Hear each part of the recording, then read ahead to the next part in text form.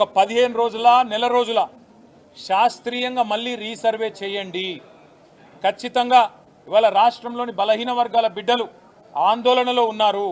మీరు మా సంఖ్యను తక్కువ చేసినట్టయితే రేపు సంక్షేమ పథకాల్లో మీరు ఇయ్యబోయే ఇండ్లల్లో లేదా మీరిచ్చే రేషన్ కార్డులలో మీరు రేపు ఇస్తానని చెప్పిన గ్యారంటీల్లో 420 హామీల్లో మా వాటా తగ్గుతుంది, మాకు అన్యాయం జరుగుతుంది అని చెప్పి అట్టడుగు స్థాయిన ఉన్న ఎంబీసీలు కావచ్చు, బీసీ బిడ్డలు కావచ్చు ఆందోళన పడుతున్నారు. కాబట్టి వారి ఆందోళనను చేయడానికైనా సరే మీరు వెంటనే తిరిగి రీసర్వే మొదలుపెట్టండి అని ప్రభుత్వానికి కోరినాం. కానీ దున్నపోతు మీద వానబడ్డట్టు ప్రభుత్వం ఈరోజు వరకు స్పందించలేదు.